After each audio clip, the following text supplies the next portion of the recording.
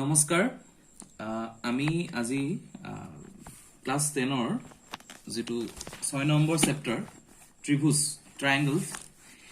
তাৰ basic idea আৰু basic concept খিনি আমি আলোচনা কৰিম আজি 6.1 যেটো ফাৰ্স্ট ত্ৰিভুজৰ যেটো ইন্ট্ৰোডাকশন পাৰ্ট ত্ৰিভুজ কি হয় আৰু ত্ৰিভুজৰ বিষয়ে ডিটেইলস কে অলপ চাম মই অলৰেডি বস্তুখিনি লিখি ৰাখিছো এতিয়া মই এখিনি ডিটেইলছত যাম ত্ৰিভুজ বুলি ক'লে ক্লাস 9 তো আছিল আৰু ইয়াত যিখিনি ডেফিনেশন দিয়া আছে মই হেতুৱে জাস্ট আনিছো যে তিনডাল ৰেখাখণ্ডৰে আগুৰা সমতলিক চিত্ৰকে ত্ৰিভুজ বোলা হয় ত্ৰিভুজত কি হ'ব লাগিব তিনডাল লাইন থাকিব লাগিব এই তিনডাল ৰেখা এই তিনটা থাকিব লাগিব আৰু সমতলত থাকিব লাগিব যেটো 2D আমি ড্ৰয়িং টো আঁকিম তিনটা পইণ্ট থাকিব ইয়াত আমি ধৰি লৈছো ABC স্ট্যান্ডাৰ্ড ফৰ্মত জেনাৰেলি ABC PQR এটো হিচাপে ধৰা হয় সো এটো এটা আছে ত্ৰিভুজ ইয়াৰ কি হয় বাহু এই তিনডাল আৰু এই তিনটা আছে বিন্দু এটো লাইন এন্ড পইণ্ট সো এইখিনি হল ত্ৰিভুজৰ বাহু যেটো লাইন বুলি কোৱা হয় আৰু এটো হৈছে ত্ৰিভুজৰ বিন্দু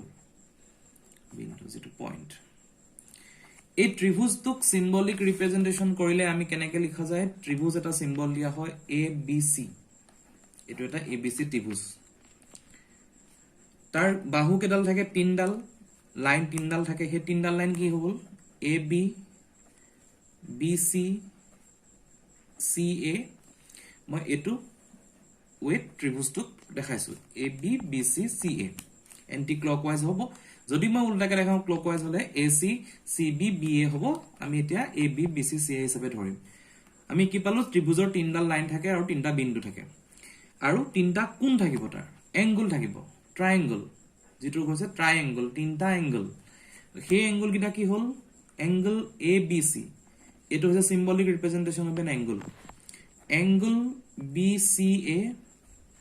angle CAB angle ABC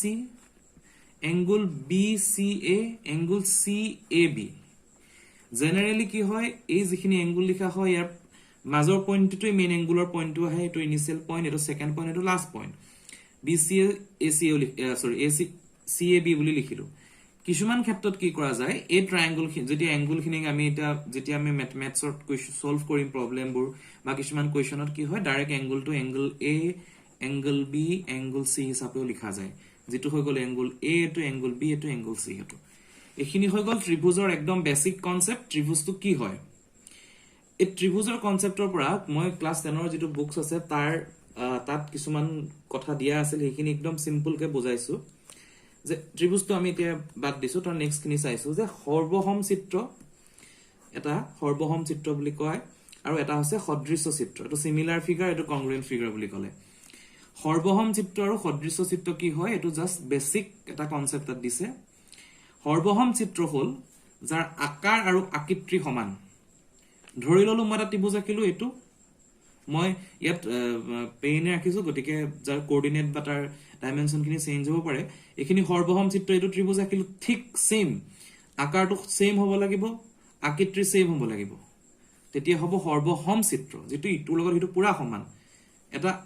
বৃত্ত থাকিলে সেম হেতু হিচাপে এটা বৃত্ত আঁকিলো আৰু এটা বৃত্ত আঁকিলো এটো হ'ল সৰ্বসম একিটা আকৃতি আকাৰ সমান হয় মই ড্ৰয়িং কৰোতে অলপ হেৰি হৈছে আকৃতি আকাৰ সমান হয় এটো হৈছে সৰ্বসম চিত্ৰ আৰু নেক্সট আছে সদৃশ্য চিত্ৰ সিমিলাৰ ফিগাৰ ইয়াৰ কি হয় আকৃতি একে কিন্তু আকাৰ একে আৱশ্যক নহয় ধৰি ললো এটো এটা ত্ৰিভুজ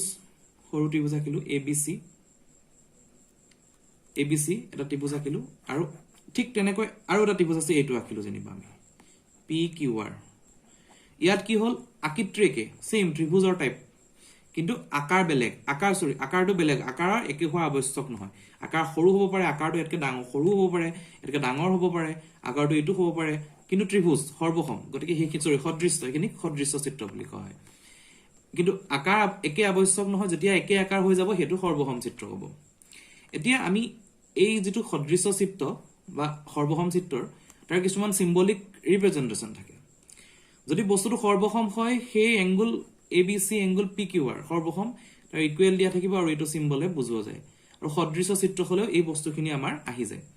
গতিকে এটো হল ত্ৰিভুজৰ প্ৰিলিমিনাৰী যেটো কিতাপত আছে যে চেপ্টাৰ সেইখিনি মই দেখালো গতিকে সৰ্বসম সদৃশ চিত্ৰ ত্ৰিভুজৰ তিনটা এংগুল থাকে, তিনডাল বাহু থাকে, তিনটা লাইন থাকে, এইখিনি হ'ল।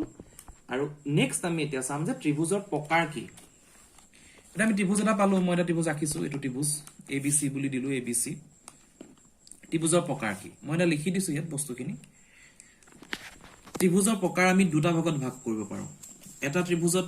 বাহু থাকে, কোণো থাকে, আমি এইটো পাইছোৱে, এইকেইটা বাহু, এইডাল বাহু, এইডাল বাহু, এইকেইটা কোণ, এইটো কোণ, এইটো কোণ। গতিকে আমি তাত দুটা ৱেত আমি ভাগ কৰিলো। এটা হ'ল বাহু অনুসৰি, এই লাইনছ খিনি যিখিনি লাইন আমি অঁকা আছে, আৰু এটা আছে কোণ অনুসৰি, এই এংগল কেইটা কি হয়। বাহু অনুসৰিত কি আহে, বিষম বাহু, যিখিনি অলৰেডি বুকছত আছে মই কৈ দিছো, বিষম বাহু ত্ৰিভুজ, সমদ্বিবাহু ত্ৰিভুজ আৰু সমবাহু ত্ৰিভুজ। বিষম বাহু, সমদ্বিবাহু, সমবাহু, আৰু কোণ আকাৰে আহিলে সমকোণী, স্থূলকোণী, সূক্ষ্মকোণী, সেই তিনিটা বস্তু আমাৰ আছে। বিষম বাহু ত্ৰিভুজ কাক কয়,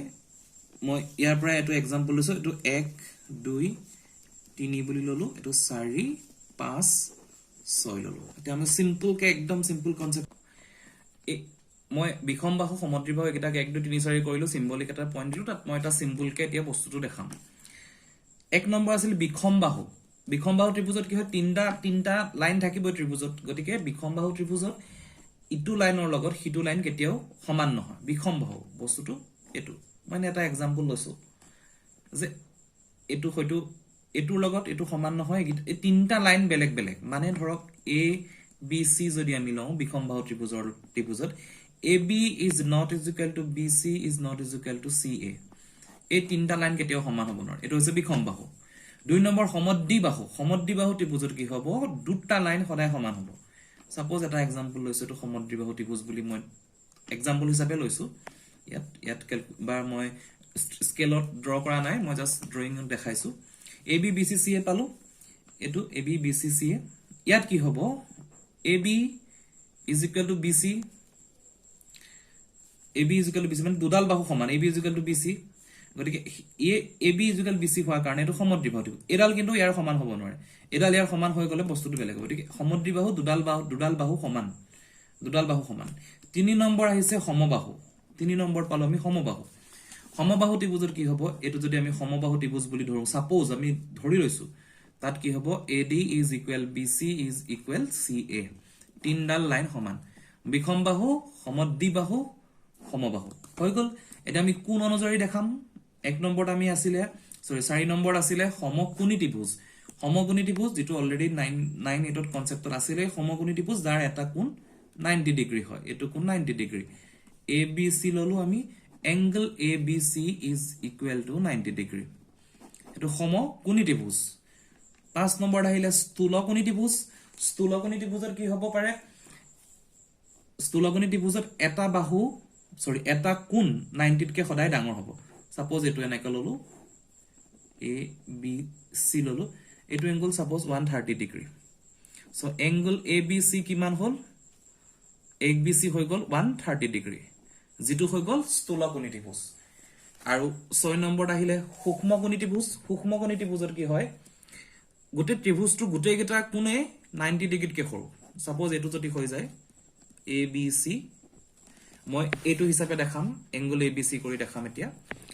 ইয়াত কি হ'ব, A কোণ সদায় লেছ দেন 90 ডিগ্ৰী থাকিব, B কোণ ইজ লেছ দেন 90 ডিগ্ৰী থাকিব, C কোণটো যেটো আমি আঁকিছো লেছ দেন 90 ডিগ্ৰী থাকিব। এই তিনটা হৈ গ'ল ত্ৰিভুজৰ এই ছটা ত্ৰিভুজৰ প্ৰকাৰ, যেটো আমি বাহু অনুসৰি কোণ অনুসৰি চালো। বিষম বাহু, সমদ্বিবাহু, সমবাহু, সমকোণী, স্থূলকোণী আৰু সূক্ষ্মকোণী। গতিকে এইখিনি একদম প্ৰিলিমিনাৰী, ত্ৰিভুজ কি হয় কি নাই তাৰ কনসেপ্টটো আছে বুকত, বহুতখিনি বস্তু আছে কিতাপৰ এইখিনি পঢ়ি চালে গম পাব। মই আৰু ইয়াত বহুভুজৰ কথা আছে, অনুপাতিক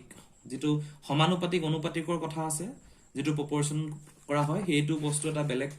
হেৰি হয়, তাৰ ওপৰত মই এটা ভিডিঅ' বনাম। আৰু এতিয়া আমি সদ্যহতে সিম্পলকে 6.1 যেটো অনুশীলনী আছে 6.1 তাৰ প্ৰথম দুটামান কোৱেশ্চন মই বুকছত অলৰেডি চাইছো, মই বুকছতে দেখাই দিছো, ইয়াত মই কৰি দেখাম। প্ৰথম কোৱেশ্চনটো আহিছে 6.1ত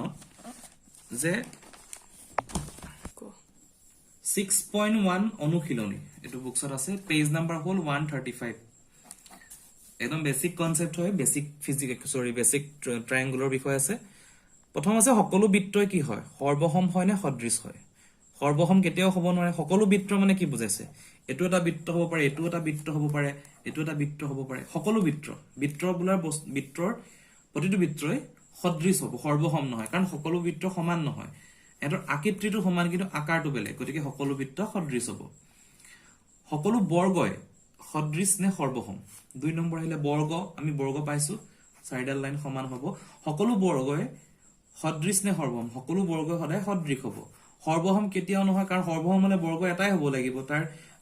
আকাৰটো এটাই হ'ব লাগিব গতিকে আকৃতি তাৰ সমান কিন্তু আকাৰ বেলেগ বেলেগ সকলো বৰ্গ সৰ্বসম নহয় সদৃশ হ'ব 3 নম্বৰটো আছে সকলো ড্যাশ ত্ৰিভুজ সদৃশ সকলো ড্যাশ ত্ৰিভুজ সকলো দেখিবলৈ কোনবোৰ ত্ৰিভুজ সদৃশ আমি ইয়াত দুটা অপচন আছে সমদ্বিবাহু নে সমবাহু সমদ্বিবাহু মানে কি সমদ্বিবাহু ত্ৰিভুজ আমি ইয়াত পঢ়িছো সমদ্বিবাহু ত্ৰিভুজ পঢ়িছো সমদ্বিবাহু ত্ৰিভুজ 2 নম্বৰ এইটো বস্তু এই দুটা লাইন সমান আৰু ইটো কলে কি আছে সমবাহু কলে প্ৰতিটো লাইনে সমান গতিকে কি হ'ব সকলো ড্যাশ ত্ৰিভুজ সদৃশ সেম দেখি হ'ব লাগিব সদৃশ হ'বলৈ হলে কি হ'ব সকলো লাইনে সমান হ'ব লাগিব গতিকে হেতুৰ এনসাৰটো সমবাহু হ'ব আৰু নেক্সট এটা আছে যে সমসংখ্যক বাহু থকা দুটা বহুভুজ সদৃশ হ'ব যদিহে সমসংখ্যক বাহু থকা দুটা বহুভুজ সদৃশ হ'ব যদিহে হিহঁতৰ অনুৰূপ কোণবিলাক ড্যাশ আৰু হিহঁতৰ অনুৰূপ কোণবিলাক ড্যাশ এতিয়া কৈছে যে বহুভুজ মানে যাৰ বাহু এটাতকৈ অধিক যেটো আকৃতিৰ গতিকে সেই তিনটা বা তাতকৈ অধিক হয় গতিকে হিহঁতৰ অনুৰূপ কোণবিলাক সমান হ'ব এই সমানুপাতিক আৰু অনুৰূপ কোণৰ যেটো কনসেপ্ট হয় ট্ৰায়াঙ্গুলৰ সেই বস্তুটো মই ইয়াত এনসাৰটো এটা প্ৰথমটো হল সমান দ্বিতীয়টো সমানুপাতিক এই বিষয়ে মই ইয়াৰ যেটো সেকেন্ড পাৰ্ট তাত কমপ্লিটলি দিয়া আছে ত্ৰিভুজৰ সিমিলাৰিটি পৰা আৰম্ভ কৰি সমানুপাতিক কি হয় এইখিনি মই নেক্সট ভিডিওটোত দিম আৰু আজিলৈকে সদ্যহতে এই ট্ৰায়াঙ্গুলৰ এইখিনিয়ে কনসেপ্ট গতিকে ইয়াত কিবা যদি প্ৰবলেম থাকে খুদিলে হল মই শেয়াৰ কৰি আছো থ্যাংক ইউ